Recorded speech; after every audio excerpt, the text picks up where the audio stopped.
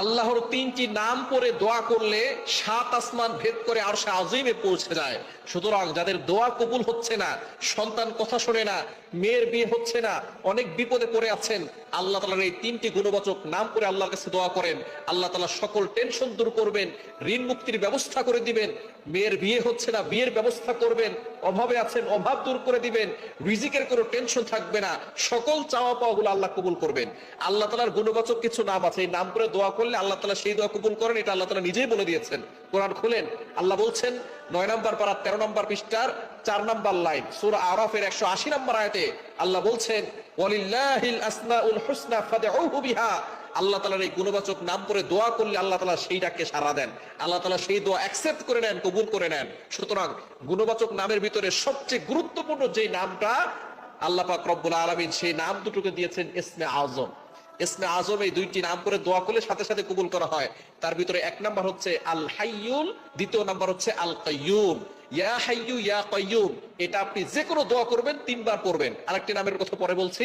এই ইয়া হাইয়ু ইয়া কাইয়ুম এই দুইটি নামকে বলা হয় ইসমে আজম। এই দুইটি নাম আয়াতুল কুরসির ভিতরে রয়েছে। আয়াতুল কুরসি যত আয়াত আছে কোরআনের ভিতরে সর্বশ্রেষ্ঠ আয়াত হচ্ছে আয়াতুল কুরসি। 3 নম্বর পারার 1 নম্বর পৃষ্ঠার 8, 9, 10, 11, 12 নম্বর লাইনগুলোতে সূরা বাকারার 255 নম্বর আয়াতে হচ্ছে আয়াতুল কুরসি। এই আয়াতুল কুরসি এত ফজিলতপূর্ণ একটি আয়াত।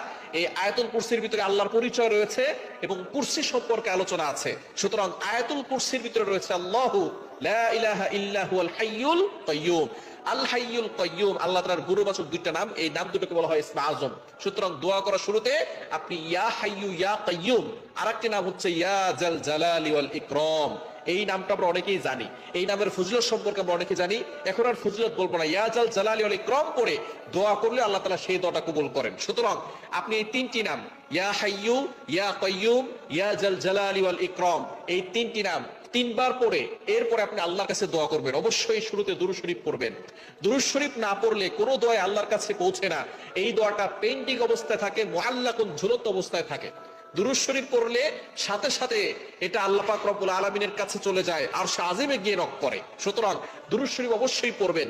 দুরূদের ভিতরে সর্বশ্রেষ্ঠ দুরূদ হচ্ছে দুরূদ ইব্রাহিম, যেটা নামাজের ভিতরে পড়ি, এটা পড়বেন, অথবা অন্যান্য দুরূদও পড়তে পারেন। আপনি দুরূদ শরীফ পড়বেন যে কোনো নামাজের পরে অথবা তাহাজ্জুদের সময়। আল্লাহর তিনটি নাম পড়ে দোয়া করলে 7 আসমান ভেদ করে আরশে আজিমে পৌঁছে যায়। সুতরাং যাদের দোয়া কবুল হচ্ছে না, সন্তান কথা শোনে না, মেয়ের বিয়ে